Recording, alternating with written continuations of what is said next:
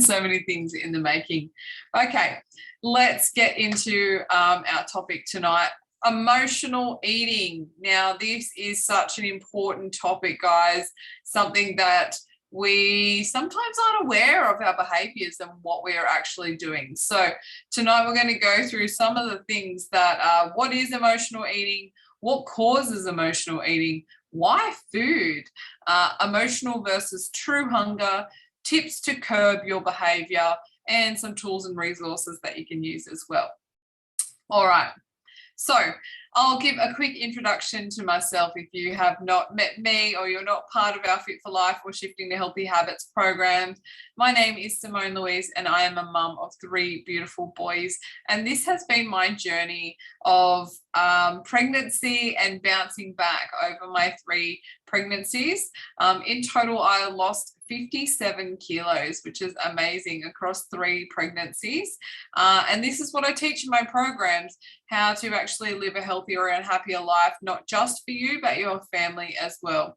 So it originally started with my Fit for Life program, which is my online fitness platform. And then that evolved when I started thinking about what else do people need? Well, it's got to be more than just exercise and food, because if it was just eating well and exercising, then we all should be able to do that. So what are all the barriers that stop us from doing what we want and getting to those health and fitness goals that we really desire? So that was the birth of Shifting to Healthy Habits, which is my 5-week online course. And that really takes you through everything from setting up your goals to setting out your meal plan to creating a cleaning roster and everything that you need for your life to run efficiently so you can make time to exercise and eat well. This is the course for you. There's absolutely nothing like this out there. So that was how this all came into creation through the last lockdown later last year. All right, let's get into our topic tonight. And what is emotional eating? So emotional eating is essentially finding comfort in foods that are common, and it's a part of a practice called emotional eating. Now, people who emotionally eat, they reach for foods to suppress and they soothe negative or positive emotions. Now, if you saw my stories this afternoon, this is what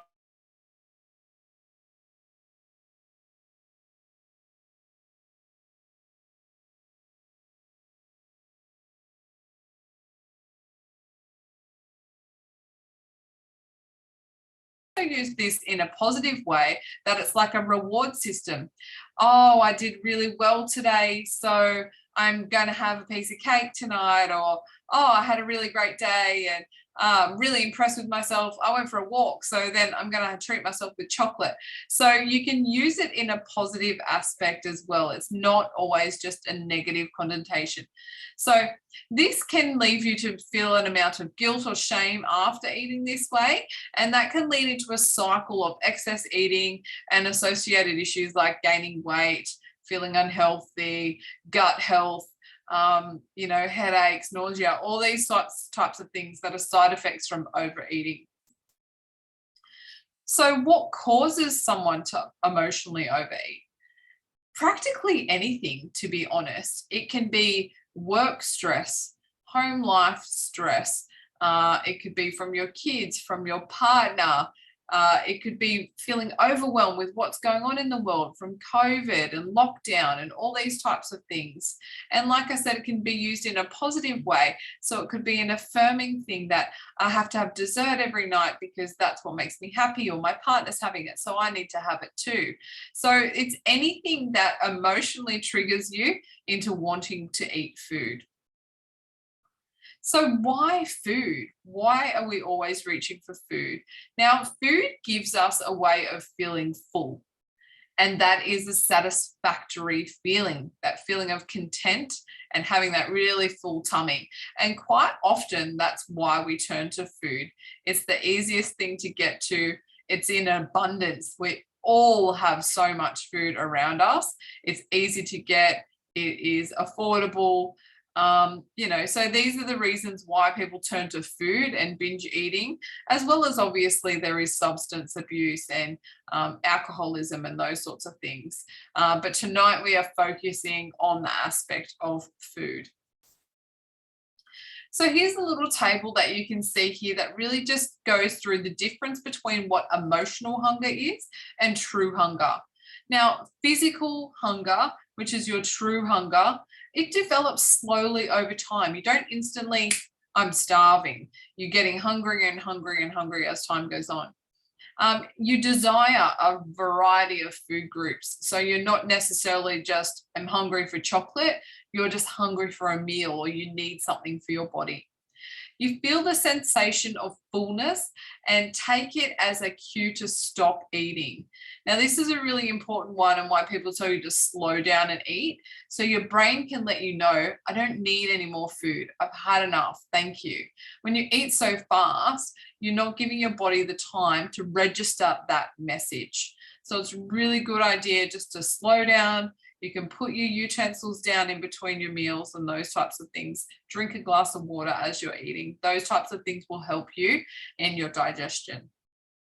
And when you're physically hungry for the right reasons, you don't have any negative feelings about eating.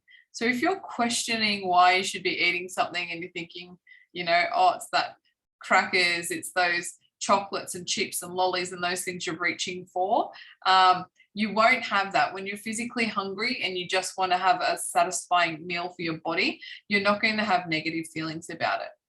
So let's look at on the table on the other side here. So what is emotional hunger? Now, emotional hunger comes about suddenly or abruptly. All of a sudden, you need food and you need it right now. Okay, that should be identifying to you as an emotional trigger. You only crave certain types of foods. Like I just said, generally it's chips, chocolate, cakes, whatever you can get your hands on. And basically, because it's giving you that sweet hit or that really salty craving that you've got, and it's satisfying a need in your brain to give you like that release of adrenaline. Now, you may binge on foods and not feel a sensation of fullness. And I'm sure we've all done this before. And especially if you're sitting in front of a TV or on your phone or something, you're eating away that packet of chips and all of a sudden it's finished. It's gone. And you're like, oh, I didn't realize that was going to be the end. And I still want to keep eating. I'm not finished yet. I'm not satisfied by that. Even though you've had an adequate portion for a serving, you're not satisfied. So that's another way that you can pick up on these emotional hunger triggers. And also, if you feel guilt or shame about eating, if you're sneaking food, if you're hiding from the food, if you're, doing these kinds of things, there's a level of guilt or shame about what you're doing. And that's another way you can identify your triggers. So what do we do about this? Okay, let's talk about getting rid of the temptations. So take the common offenders out of your pantry, consider throwing them away, or if you really can't bear the idea of throwing food away, donate it if you can. Give it away to family or friends or other people that may be able to use the items. Now, I know people talk about this all the time. Just throw out all of that junk food. And I hear what you're saying, because I say exactly the same thing as, well, that's not exactly possible when I've got kids in the house and a partner who still likes to have those treats. I can't not have them. So I get that. And exactly the same thing happens in my house. My kids still want to eat a packet of Cheezels or Twisties. As much as they eat healthy, they still have their moments of indulgence as well. And my husband does love a biscuit with his cup of tea, so I can't not have any of those things in my home. That's just not practical for our home. So what do I do to overcome this? I actually more so steer to foods that don't interest me, that aren't my favorite things. Now, for any of you guys that know me out there, you'll know that I'm a massive lover of salt and vinegar chips. I could literally eat a whole packet to myself. I love salt and vinegar. So I don't buy salt and vinegar chips, particularly because I know I will want to eat them. And it's really hard for me to resist that, especially in an emotional moment, because I know that I do have those triggers of emotional eating as well. So what do? I just don't buy them. I buy different flavors that I don't particularly like. I don't buy my favorite things. Even with biscuits. Biscuits don't really interest me that much, but I just buy the ones that I know the kids like and that I'm not really interested in. However, if you put a packet of Tim Tams in the fridge, I'm certain that I am going to want a Tim Tam, right? But I don't buy them. I'll just buy a different biscuit. The kids are fine with that. They don't really notice what they are or aren't having, that it's around suiting me as well. So that's a really great tip for you to implement for yourself. And positive self-talk. This is massive. Really, really important for this is just to be aware of how you're talking to yourself in these moments. Now, this is something we go really deep in the Shifting to Healthy Habits course. We go through prompts on how to correct your behavior and work towards being kinder to yourself. But essentially, this is when you're giving yourself a hard time, when you're judging yourself for what you've done. So it might be feelings of shame and guilt. It could be just, saying unkind things. Oh, great, you've eaten that again. I knew you would do that. Or just being really harsh to yourself in those ways. Honestly, it doesn't serve you at all. It's not going to help you, and it won't stop you from doing it next time, because that self-talk will just go, oh, see, I knew you were going to do it again. So it's not, it won't positively reinforce you that way. You're best to just go, sit back, reflect. Why did I do that right now? Why did I feel I had to eat that? And look at what happened in that moment. So you could have been on a Zoom meeting for work, and your boss is really writing you or something, and you're really frustrated with the outcome. You get off that meeting and then you head straight to the kitchen because you just want to eat a chocolate bar, and you're going to make a coffee and have a chocolate and just debrief over that meeting and just calm down a bit. If you know that meeting is what's going to trigger you, clearly it's not always an option to leave your job or change your career, because honestly, no one should be treated in that way. But you could turn around and say to yourself, okay, after that meeting happens, when that circumstance arises, I'm going to go for a walk around the block, or I'm going to use that frustration to go and do a 15-minute workout, or, do anything that is going to take you away from that kitchen. Resist that temptation.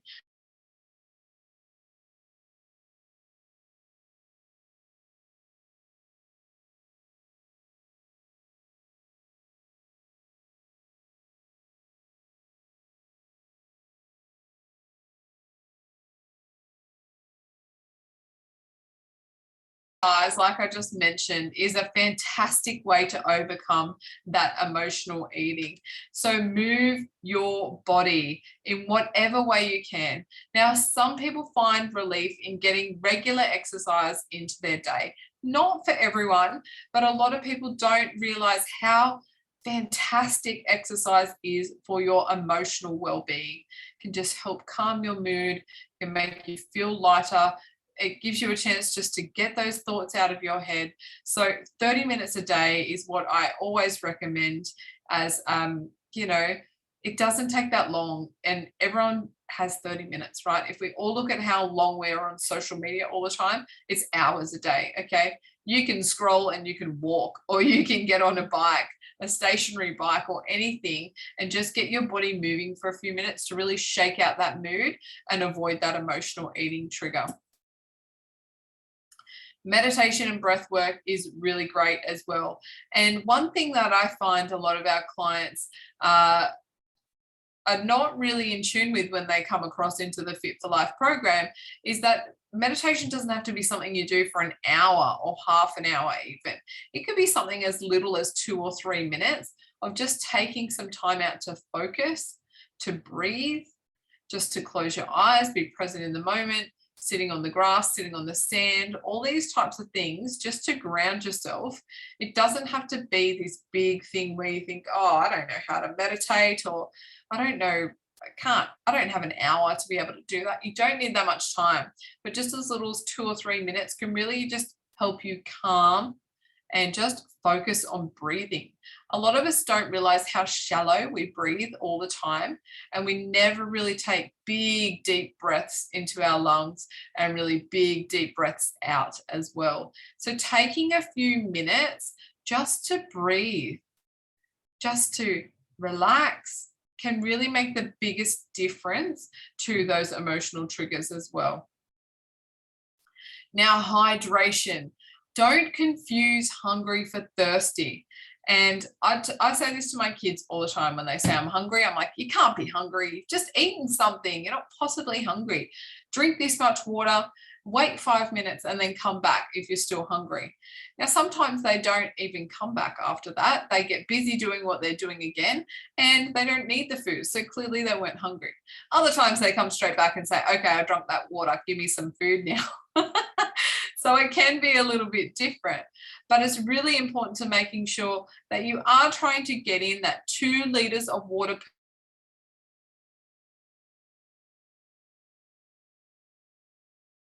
It's not hard. Once you start getting into it, it's really easy to keep up that water and just start working on it. You know, you don't have to turn around tomorrow and go, okay, I'm not a water drinker at all, and now I'm going to drink 2 liters of water, and I hate this because I'm going to the toilet every 15 minutes. Work your way into it. Get up to that level so you can feel comfortable with it and not really dislike the process. Now, plain water is best, obviously, but if you need to add some fruit or some lemon juice, lime juice, not the cordial kind, but if you buy the actual squeezed juice in a bottle, that's easier than having fresh if they're out of season, or it can be quite expensive to buy lemons and limes sometimes. You can add sugar-free sweeteners or sugar-free cordials and those sorts of things. Just be mindful that you don't want to be making things too sweet. You want to be trying to keep this as natural as possible. And then also in the cooler weathers, it's great to be able to get into some herbal teas, some peppermint tea, some fruit flavored teas. I don't really go for the fruit flavored teas very much. It's not really my style, but I do really like a peppermint and licorice tea. Sounds really weird, but it tastes so good. I really enjoy it because it gives that little sweetness without adding sweetener into peppermint tea or anything. And yeah, I find that really tasty. Now, keeping a food diary is another way that you can really stay accountable for your emotional eating habits, especially if you have the self-control to make sure that you're really being accountable to yourself. There's no point doing a food diary if you're just going to lie and not put down everything you're eating, okay? So being really mindful that you can either write it all down on a piece of paper, or you can use an app like MyFitnessPal. That is the one I recommend the most. I find it the most user-friendly. It is free. You don't have to pay for the full version. You can get a more detailed version. But just for a general aspect of food tracking, the free version is absolutely fine. And you can actually hook up with your friends in that as well. You can connect to them via email addresses and login names. So if you wanted an accountability partner, or if you're working with a coach such as myself and you use MyFitnessPal, you can add me as your coach in the background, and then I can see everything that you're logging. So sometimes it's just that thought in the back of your mind that someone else can see what you're eating that'll really help you stay on track as well. So using a food diary can be a really great tool to stop you wanting to eat that, because when you go, oh, I really want that Tim Tam, then you might look up how many calories are in it, how much sugar's in it, and you go, oh, no, I'm not going to do it. So it can help you stay accountable and really hold to your goals as well. Nutrition is really important, obviously. So if you eat well throughout the day, it's going to be easier to spot where you're eating out of boredom, sadness, and stress, and those kinds of things. So if your body is nourished, if you're really enjoying what you're eating, you won't want to emotionally eat because you're feeling full and satisfied. And it's that ongoing snowball effect when it comes to health and fitness, right? Start wherever's easier for you, whether it's food, whether it's exercise. And when you exercise, you start eating better. When you eat better, you want to exercise more, right? And it just keeps rolling on, and you're doing better things for yourself. And it's the snowball effect.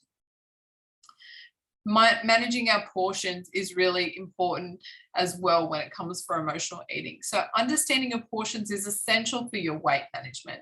If you really want to lose weight, maintain weight, you need to make sure that you're not overeating. So resist grabbing a whole bag of chips or other foods to snack on. And once you've finished one serving, give yourself time before going back for a second one.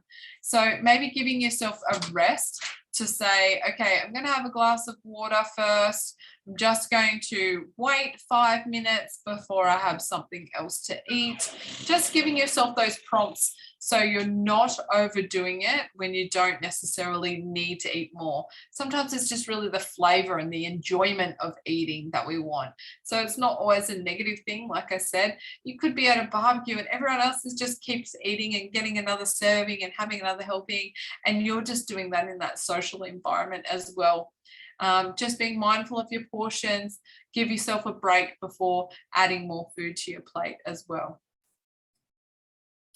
And reaching out for support when you need it. Now, resisting being in isolating moments can be really helpful when it comes to managing sadness or anxiety. Even a quick phone call to friends or a family member can do wonders. Send out a few texts. Hi, how are you going?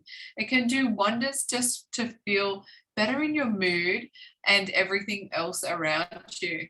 Now, there are support groups such as Overeaters Anonymous and different organizations that can really give you specific guidance on those scenarios. And if that's something you want to look further into, please feel free to reach out to me. I'll be happy to help you find the appropriate groups for you or help you navigate through that. But a quick Google search, you'll probably find what you're looking for. And so many things are online now that they're really easily to access. You don't need to be in that certain place to be able to go to them. And surround yourself with people in your life that lift you up and provide you with a safe space to share and learn from. And that's exactly what I have created here in the Fit for Life program and the Shifting to Healthy Habits program, is just being around people that truly understand what you're going through and helping you to reach the goals that you want to achieve. So just being around more like-minded people can really shift your mood and attention to your life. Being mindful while you're eating is really important as well. Banish those distractions and focus on your food. Now, we are all guilty of eating in front of the TV or the computer or scrolling on our phones while we're eating. And the truth is when we're not paying attention to how much food we are consuming, we're likely to overeat and binge out on things as well. So taking a moment just to put your phone down, get away from that screen, all those types of things will really help you to keep your emotional eating in check. And reward yourself with some self-care. If you're doing really well at eating healthy and being on track, and you know that you're starting to break out of those behaviors, do something nice just for you that isn't a food reward. A lot of us grew up with this, okay? So it's hard habits to break, that when you're good or you ate all your dinner, then you get dessert. So do we really need it because we're actually full from dinner? Or, when you're good, then you get a chocolate bar or you get an ice cream, or those sorts of things. So we continue to do this to ourselves as adults, but we don't realize that we're actually consciously doing it. So reward yourself in different ways. Now, I used to think that self-care was all about having to go to a day spa, or I don't have the money to go for a massage or something like that. But there's so many other ways that you could implement this into your routine that doesn't have to be a big financial burden. You can give yourself a massage, ask your partner for a massage, ask your kids to give you a massage. I bought one of those massage guns from Aldi a couple of months ago in lockdown when I was dying for a massage and couldn't get one. And my kids thought it was hilarious to play with the massage gun on my back. So that was semi-relaxing. I won't say it was a full self-care moment, but it was semi-relaxing. It was still something nice for me. You could paint your nails. That's definitely going to stop you eating food. If you've got wet nails, you won't be able to get any snacks out of the cupboard. Going for a walk, doing some journaling. Sometimes writing can be so therapeutic, and I journal each morning as well. Just one page. Takes me 10 minutes. Doesn't have to be a big thing, but it's something nice to do, to write out your accomplishments or what you're feeling good about.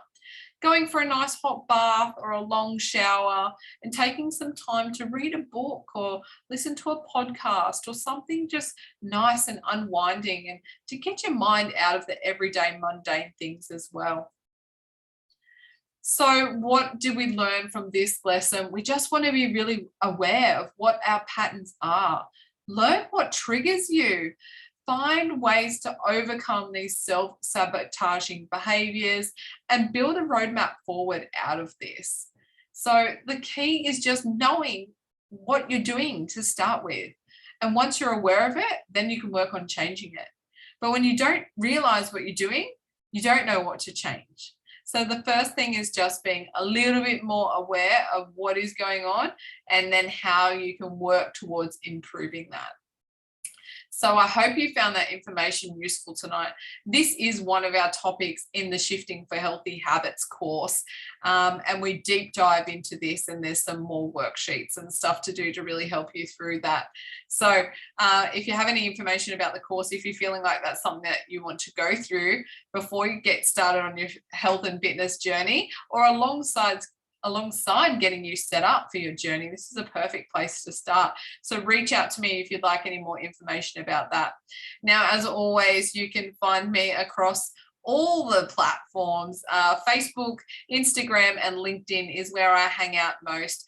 And I'm really excited, actually. I woke up this morning to find out that I now have 1,000 followers on LinkedIn. So truly excited about that.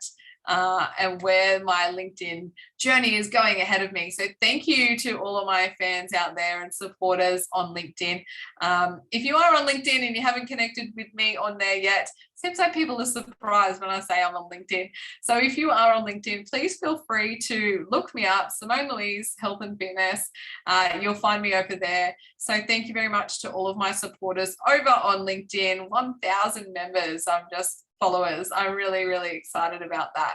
So have a good week. It is Tuesday, and we don't need to wait till Monday to start our health and fitness journey, okay? Every day is an opportunity and one to be maximizing through. So stop procrastinating, stop making those excuses, and start looking after you.